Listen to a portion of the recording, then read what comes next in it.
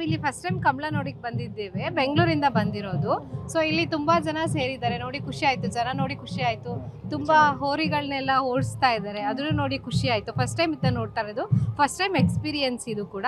So ನಾವು ಮತ್ತೆ ನಮ್ಮ ಫ್ರೆಂಡ್ಸ್ ಜೊತೆ, ಹಸ್ಬೆಂಡ್ ಜೊತೆ ನಾವಿಲ್ಲಿ ಕಂಬಳ ನೋಡೋದಕ್ಕೆ ಬ್ಯಾಂಗ್ಳೂರಿಂದ ಬಂದಿದೆ.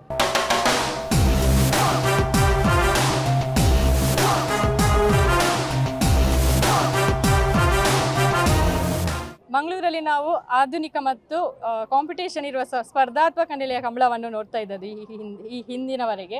ಆದರೆ ಇಲ್ಲಿ ಸಾಂಪ್ರದಾಯಿಕವಾಗಿ ಹೇಗೆ ಕಂಬಳ ನಡೀತದೆ, ಇಲ್ಲಿರುವಂತಹ ಆಚರಣೆಗಳು ಏನು, ಅಥವಾ ಇಲ್ಲಿರುವಂಥ ಸಂಪ್ರದಾಯ ಏನು ಎಂಬುದನ್ನು ನೋಡ್ಲಿಕ್ಕೆ ಅಂತೇಳಿ ನಾವಿಲ್ಲಿ ಮಂಗಳೂರಿಂದ ಬಂದದ್ದು.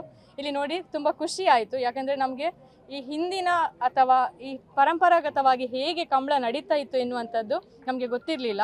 ಅಂದರೆ ಈಗ ಹೊಸ ರೀತಿಯ ಹೊಸ ಅನುಭವಗಳು ಅಥವಾ ಹೊಸ ಸಂಗತಿಗಳನ್ನು ಅದರಲ್ಲಿ ಸೇರಿಸಿಕೊಂಡು ಕಂಬಳವನ್ನು ಆಚರಣೆ ಮಾಡ್ತಾರೆ, ವಿಭಿನ್ನ ರೀತಿಯ ಬದಲಾವಣೆಗಳನ್ನು ಮಾಡ್ತಾರೆ. ಆದರೆ ಇಲ್ಲಿ ಯಾವುದೇ ರೀತಿಯ ಬದಲಾವಣೆ ಇಲ್ಲದೆ ಪಾರಂಪರಿಕ ನೆಲೆಯಿಂದ ಅಥವಾ ಈ ಹಿಂದೆ ಅವರ ಹಿರಿಯರು ಯಾವುದೆಲ್ಲ ಆಚರಣೆಗಳನ್ನು ಮಾಡ್ತಾ ಇದ್ರು ಆ ಎಲ್ಲ ಆಚರಣೆಗಳನ್ನು ಈಗಲೂ ಕೂಡ ನಡೆಸಿಕೊಂಡು ಬರ್ತಾ ಇದ್ದಾರೆ. ಹಾಗಾಗಿ ಇಷ್ಟು ಜನಸಂಖ್ಯೆ ನೋಡಿರೋದು ನೋಡಿ ನಮಗೆ ತುಂಬ ಖುಷಿ ಆಯಿತು. ಈ ಸಂಶೋಧಕರಿಗೆ ಈ ಕಂಬಳವನ್ನು ಅಧ್ಯಯನ ಮಾಡಲಿಕ್ಕೆ ಬೇಕಾದಂತಹ ಹಲವಾರು ವಿಚಾರಗಳು ಇಲ್ಲಿ ಅಡಗಿವೆ.